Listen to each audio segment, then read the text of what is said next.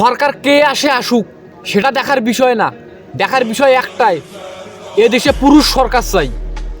আসসালামু আলাইকুম। আপনারা সকলে জানেন যে বর্তমানে নির্বাচন চলতেছে। আপনারা আপনাদের ভোট কাকে দেবেন সম্পূর্ণ সেটা আপনাদের একান্ত ব্যক্তিগত ব্যাপার। তবে আপনাদের একটা কথা আমি বলি, তারেক জিয়া বলছে প্রত্যেকটা পরিবারে একটি করে ফ্যামিলি কার্ড দেবে। আমাদের এই দেশের কোটি কোটি টাকা যে বাইরে সাপ্লাই হয়েছে সম্পূর্ণ টাকা তিনি উদ্ধার করিয়ে আনবে, দেশের অনেক উন্নতি করবে, জেলাগুলোর রং বদলে দেবে, আরও কত কি অনেক সুযোগ সুবিধা কিন্তু দিতে চাইছে তারেক জিয়া। সেই সুযোগ সুবিধার কথা আমরা বাদই দিলাম, তারেক জিয়ার কথা আমরা সম্পূর্ণ বাদই দিলাম। আমাদের সবার মাথায় একটা কথা রাখা উচিত, আমরা সবাই জানি গত 15 বছর কে রাজত্ব করছে এই দেশে, আর সব থেকে নির্যাতিত হয়েছে এই বিএনপি দলটা।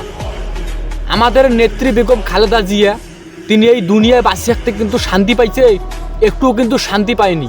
তার উপর অনেক অত্যাচার অনেক অন্যায় করা হয়েছে, তাকে তিলে তিলে কিন্তু মেরে ফেলা হয়েছে।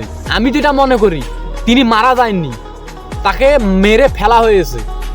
তো আমরা সবাই একটা কথা মাথায় রাখবো যে গত 15 বছর যে দলটি এত কষ্ট করলো, আমাদের নেত্রী মারা গেল, আমাদের নেত্রীর একটা শেষ ইচ্ছা ছিল যে তিনি নতুন করে ক্ষমতা নিয়ে নতুন করে সুন্দরভাবে এই দেশটি আবার সুন্দরভাবে গড়ে তোলার, কিন্তু সেই আশাটা তার পূর্ণ হলো না।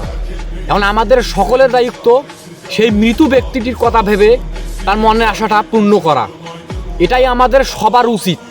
এ দেশে কত সরকার আসবে, কত সরকার যাবে, যে সরকারে আসুক না কেন কোনো না কোনো উন্নতি ঠিকই তিনি করবে। কিন্তু আমাদের সব থেকে বড় কথা ভাই, আমরা একটু বিবেকটাকে খাটাই যে গত 15 বছরেই বিএনপি দলটা এরা মানে কত অন্যায় কত অত্যাচার এরা সহ্য করে আসছে।